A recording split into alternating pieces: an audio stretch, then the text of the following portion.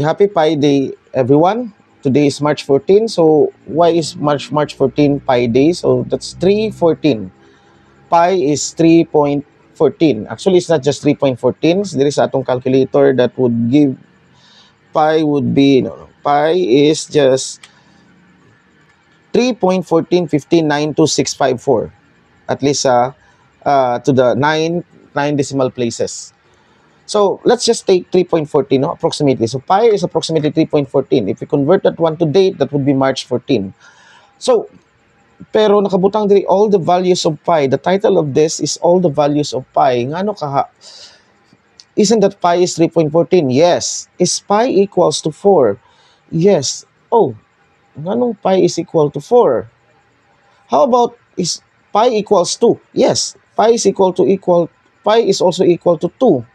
And in fact, pi is March 14, it can be February 14, 2.14. We can find the value of pi for that.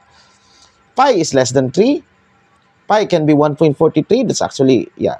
Pi can be equal to some I, which is less than equal to 3. So pi is equal to every day, all the days in the calendar, no? Pi equals every day. Masyag kanta nga, every day I love you. Yeah. Without further ado, let's see. Let's define what a circle is. Okay, first let's define pi. Definition. Pi, as this letter, it's a Greek letter.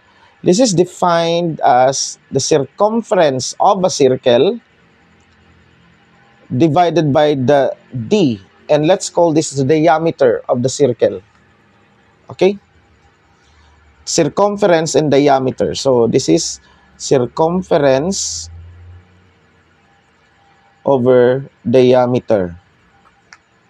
And this circumference and diameter is, we say that this is of a circle. So let's define what a circle is. Okay? We have to define unsa nang circle. Circle. Okay, let's add that to our definition. It is we can define it as the trajectory. Okay, so this is our definition. The trajectory traced by a moving point such that it is always at the same distance from a given fixed point. Here, we have to emphasize the word distance and the word fixed point. Now, this fixed point is actually what we call, this will now become the center of our circle.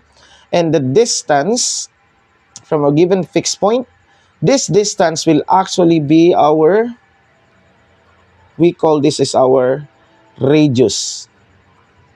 Okay? So, and our radius is equal to our diameter, the diameter of the circle over 2. So, mo ni siya, no? So, that d is just equal to 2 times the radius of the circle. So, how is that? How can we form a circle? So, the only way, for example, if I'm going to fix this as my fixed point, and this is this is the second point. I'm going to move this. The only possible path such that this is always my hand, this kanidire will always be the same distance to move it this way. And of course, that is the famous the circle that we know is this. Okay, the circle that we know. Sa ato pa na lahi-lahi nga circle. Yes, there are actually different types of circle, and we will be discussing that here. Okay, let's define circumference. Circumference is the length, is the distance covered. If suppose diri ko magsugod and then mo traverse ko ani and then mo balik ko hanto dira, that total distance nga akong mano is actually what we call the circumference. And let's define the diameter. Okay, sorry, this is not the fixed point. The diameter, of course, is twice the radius. What is the radius? The distance from this center, this is my center, C, to the trajectory itself, the point nga tanan maagyan niya. So, twice of that, meaning, twice of that is up to here.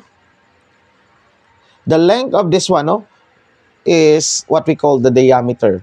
So now, we now understand that is that I'm going to measure this length and measure this length. I-divide na ako, that would be the value of pi.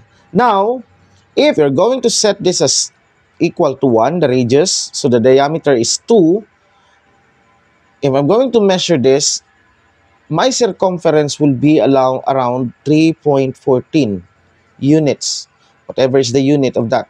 So that my pi would be equal to 3.14 over 1. This is approximately 3.14. And so now, we now get our famous value for pi, 3.14. Okay? And if this is 2, then this will be 6.28. This is the known value for, the famous value for pi. But, as I've said in the intro, the pi can be equal to 2, pi is equal to 4. How is that? Well, it's because that this value of pi is based on what we call the Euclidean metric. What is now that Euclidean metric? How do we, metric is actually how we measure distance in the space. Okay, how did we measure distance here? Well, we measured the distance from that point, from this point to that point as that. Let's call that our D. And to calculate D, if this is our x-axis here, and this will be our y-axis, all we have to do now is get this length here and get that length there, the horizontal length and the vertical length. Now, this is actually what we, this distance is delta x and that distance is delta y. The Euclidean metric says that the square of this distance here is equal to delta x squared plus absolute value of delta y squared. Now, the absolute value is actually not necessary because we have a square, but let me put that a absolute value here because ang ato ang next nga ano is that we will be needing absolute value. So that our Euclidean distance is, let's call this D, metric D here as equal to delta x squared plus delta y squared times, this is raised to 1/2. Okay? The pi, according to Euclidean metric, is 3.14. Now, how can we have another type of pi? So let's have another space in which the metric is different. Okay? I'm going to use the metric. Okay, first is I have here 4 sticks of different lengths. Now, I'm going to use a metric which is, if this is the x and the y axis, suppose gikan ko dire and I want to get into this point here. Suppose that this is a subdivision, no, na yung mga balay, no, you know, a subdivision nga yang mga no is based on the grid lines, right? You have the grid lines like the roads. So sa ato pa, you cannot get to this point from this point by going straight ani. You have to have a zigzagging path such that you travel horizontally, then vertically, then another horizontal, then vertical, or straight horizontally, then vertical straight dito. The shortest path being this. So I'm going to define the distance as this plus this. Kana lang. Dili na nako i-square nga naman. This is the shortest distance from this point and that point. One possible distance is kanino, one possible path to that point is this. Okay? But of course, the shortest one will be this one. So I'm going to define the distance between 2 points as using this. And this will now be my delta x. And this is my delta y. Of course, absolute value of that. And I would define my d as the absolute value of delta x plus the absolute value of delta Why? Nganong naatay distance gani? Well, again, mo ganito nga, ingon ako, if na mga houses diri, you can only go from this point to that point by passing through the road, which is either horizontal or vertical. So, if I'm going to get here, from here, in a fastest way, so mo niya ko ang pilion nga route. And this is actually the definition. Okay? Let's just call this as our D1 metric because you will understand nga nung D1 na siya. Okay? So how do we visualize that D1? Okay. The circle in the, let's call this the D1 space. This is now the, let's call this as the D1 space. D1 space. In the D1 space, the circle would look like this. Okay. Let this as my fixed point. And okay. Ano na siya? And this is another fixed point, right? Now, I'm going to move base the trajectory of a point traced by a trajectory based on a moving point such that it is always the same distance. Okay, ang next na ako is such that that point, ako ni siyang i-move. But, if I'm going to move it this way, dili na ni siya, this distance and this distance is no longer the same. Why? Because in order to get to this point, ang distance na ako is kani siya, no? That one. And you can see, tanawa, this distance plus that length there is much greater than, tanawa ang distance. Tanawa, atong ganihan ato nga circle, ato ang giana, right? Okay, suppose ana ato gyapon. Okay, kana. What is the distance from this point to that point? And I'm going to show to you that it is not the same as, this is not the same as the distance from here to here. Why? Because tanawa. Okay, mo travel ko pa na, and then straight of this, assuming that this is exactly my y, so abot ko diri, no? So dira. Now I'm going to add this. So sa tanawang distance niya from here to this, naabot siya diri, right? So the distance of this point is the same as the distance of these 2 points, is the same as the distance from here to this point here.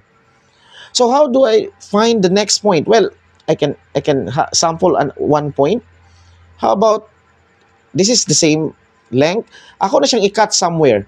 And kung asa ni siya mo end here, and that would be the next, that would be a point which is, okay, kani nga point karon is of the same distance from this kani ug kani nga distance is the same.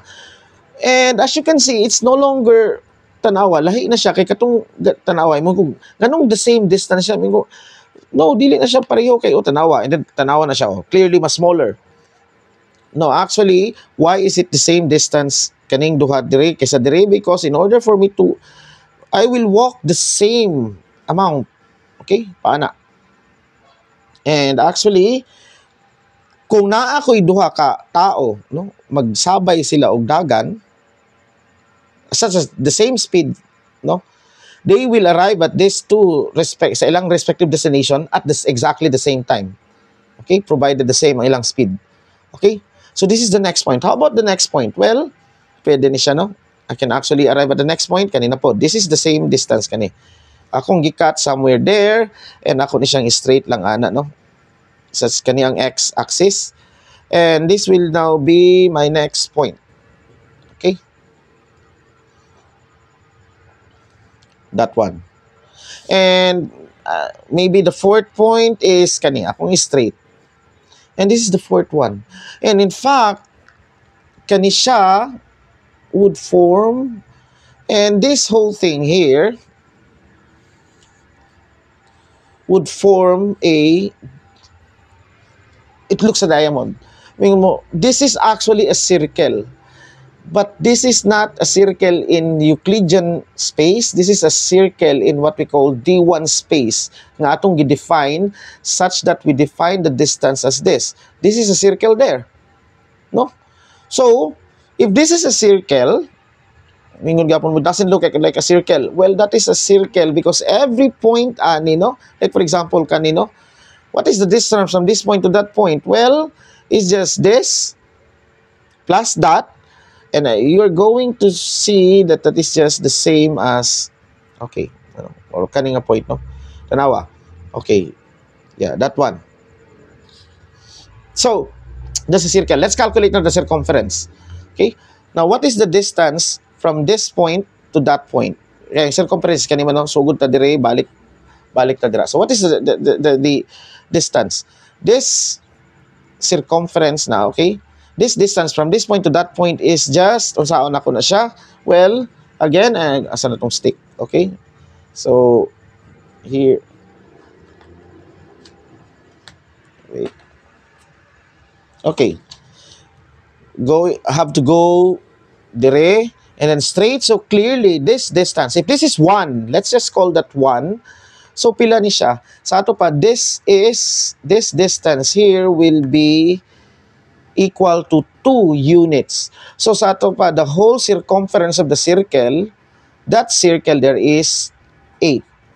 Now, what is the diameter? The diameter is going from here to that point. So, that is just clearly equal to 2. So, our diameter is equal to 2. So, ang pi nato, which is defined as the ratio of circumference over the diameter, so here, our pi is equal to 8 over 2, which is equal to 4. And let's call this our pi. Let's just label this pi 1. Clearly, this is not the Euclidean pi. Okay? This is not the pi that we know. But if we live in a space, in a universe in which this is the only way that we can get from one point to the next point, this will be the value of pi that we are going to obtain. Now, that's why I put 1 here, because in fact, I can actually, what would happen, this is actually, what would happen if I'm going, say, dn, which is defined as delta x squared raised to n plus delta y raised to n raised to 1 over n. Okay? What would the value of pi be? So, but we are not going to discuss that one now. Let's discuss another type of space. Let's calculate pi in curved spaces. Okay? So, we will now go to curved spaces. Okay. Let's just name this pi in curved spaces. So, we're going to use here some of the results of what we call differential geometry. Okay. For example, we have, imagine a sphere. This is a sphere. Like the Earth. So, at the morning sphere, no? At the Earth. Sa Earth. Notice that sa Earth natin ginatawag nga latitude. Okay. This one here is what we call a circle of latitude. Okay. That is a circle of latitude. And that circle of latitude, based on the center of the sphere, let's this to be ana, no? Kaning edges niya, mo form siya og fixed angle theta. Let's call that theta na. So, unsay radius sa circle of latitude? You will be tempted that this is the radius of the circle of latitude, pero that is not the radius of the circle of latitude. If we live on the sphere, and actually we're living on the sphere now, on Earth, if this is the North Pole, to get to this point here, you have to travel through this curved space here, and dili pwede diri. So that the radius of this circle, according to this spherical space, let's call this space S2, no? S2. The distance, the radius actually is kanisha, and not this one. We can find this radius if this sphere is given that this radius of the sphere is r. So this distance here, no, what is this? Kung tanaw nato in a flat space, if we are going to, suppose kung agi ta diri, we can actually calculate this as, if this is theta, this is just r sine of theta. But again, okay, the radius that we are going to calculate, I mean, the radius is kanisha. Okay, mo ni siya. So that radius is just given by r times theta naught. And that is, theta is given in radian measure. This is the arc length, right? That's just the arc length. Kani siya. Going from this to that one is r theta naught, r theta naught, r theta naught. Provided theta naught is given in terms of the uh, radian measure. Now, let's calculate the circumference of that circle. Well, we have to use what we call um, the metric tensor. Okay, the ds squared, this is some advanced math here, is defined as g mu nu dx mu dx nu. This is in Riemannian geometry. Unsa ning ds squared? The length of a small arc, no, small distance, ds squared, is given by g mu nu, where g mu nu is actually the metric tensor. So the metric tensor g mu nu for the S2 is given by 1, 0, 0, 0, r squared, 0, 0, 0, r squared, sine squared theta. This is g mu nu. Unsa nang theta? This is, ang theta na ko nga ano is kani, and then ang phi na ko is kani. The azimuthal, no? Azimuthal, but this is my phi here. Okay? So, that, okay? If you're going to calculate this with this metric, no, multiply this by dx d mu, what I would get is the arc length in S2 is given by dr squared plus r squared d theta squared plus r squared sine squared theta d phi squared. This is the arc length. Now, if I'm going to fix for one circle, my dr would be equal to 0 if I'm going to fix r as capital R, which is a constant, and the circle of latitude will have an will force me to have this theta is equal to some constant theta naught. So in this case karon, ang mahitabo dire, d phi and dr would be 0. Okay? So my ds squared now would just be equal to r squared sine squared theta d phi squared, or my ds would be equal to r sine theta d phi. This is easy to integrate. No, this is ds. That is ds. Kanang gamay nga ana, no? I'm going to move from this padulong dito. I'm going to S now. Okay? S now. My S now would be the integral of R. Okay, sorry. This is capital R now. Sine of theta, theta naught, d phi from 0 to 2 pi. Now, here, ang pi nato is actually the Euclidean pi. Okay? We'll just use that. Okay? Pi here is actually equal to pi of E. Remember the E, atong kikuan ganyan, no? Here, ano to? Yeah, I think this one. This pi, let's call this pi E. Okay? The Euclidean 3.14. Okay? So, kani, this is easy to integrate, and you will see that this is R sine of theta naught. These are constants evaluated from 0 to 2 pi, and that would give you 2 pi r sine of theta naught. That is the circumference, which is actually just the same as, kung tanawon nimo, if we use this, instead of using this, if we use this is theta. So sa ato pa, this clearly is, unsa na siya? That is clearly r sine of theta naught. Now, of course, the circumference of this is just 2 pi times the radius, which is r sine, so that would be 2 pi r sine theta naught. But I use this because I want our mindset to be in the curved space. No, we do it this way in curved spaces. Okay, that would be now my circumference of that. But what is my radius? Again, let's calculate now pi. Now, let's call this pi of S2. That is the circumference, which is 2 pi r sine of theta naught over, what is my diameter?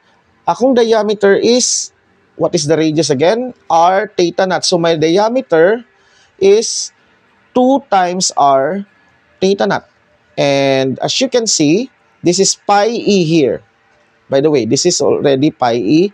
So, my pi in spherical space, this is a curved Riemannian manifold, is just pi e times sine theta naught over theta naught. Okay? Now, notice here that my pi in S2 does not, is dependent on theta. Ako ni siyang iana mo change ang value sa S2. Now, let's say for example, if we let theta naught, no, if we let theta naught to be equal to just equal to pi over 6. So what will be our, so sa ato pa, this is 30 degrees, no? If we let this as our 30 degrees, just 30 degrees, so pi of S2 for 30 degrees, let's call this pi of S2 at 30 degrees, or pi over 6. That is as pi of E times sine of 30 degrees is 1/2 over 30 degrees is pi over 6. And this is pi E, right? Cancel ang pi. So you get now, this is equal to 1/2 over 1/6. That would be equal to 3. Okay? 3. How about pi over, when ato ni siyang padakon, ato himong 60 degrees. So, when theta naught is equal to pi over 3. And again, this is equal to pi e times, this is sine of pi over 3, square root of 3 over 2 over theta naught, which is pi e over 3. Cancel ang pi e.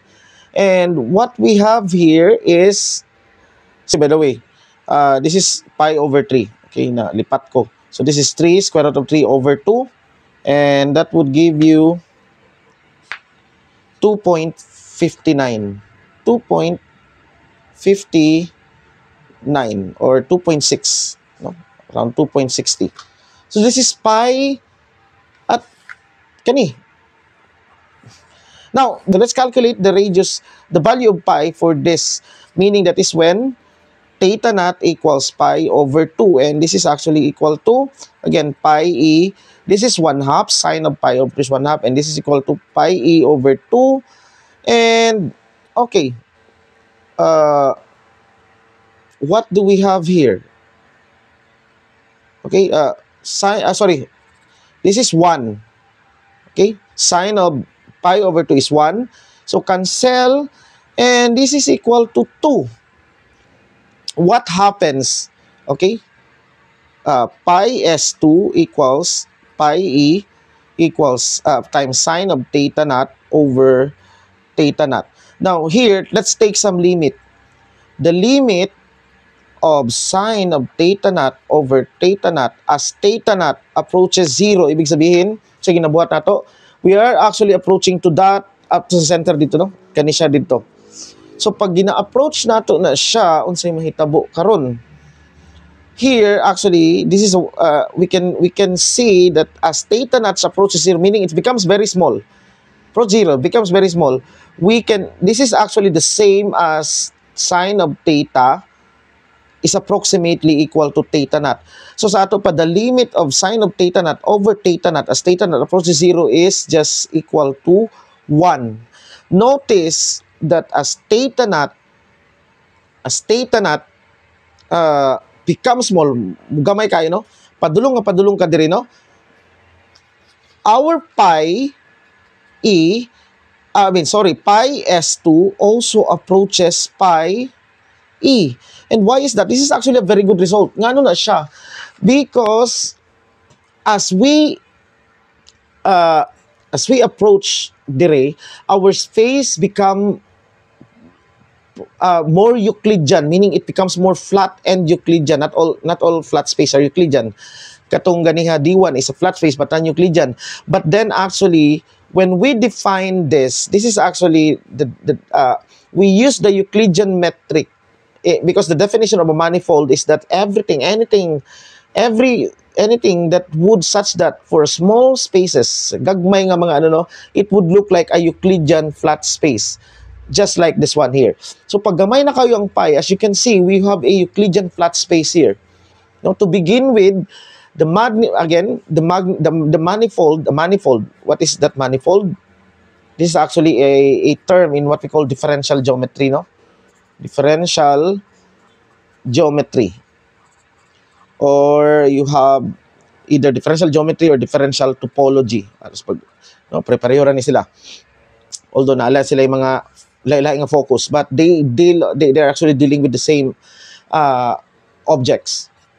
So a manifold is actually defined as any space in which locally, at a very small limiting cases of that, it would look like a Euclidean space.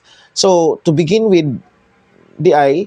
that's why na-arrive nato ni, because actually this is the definition of a manifold, no?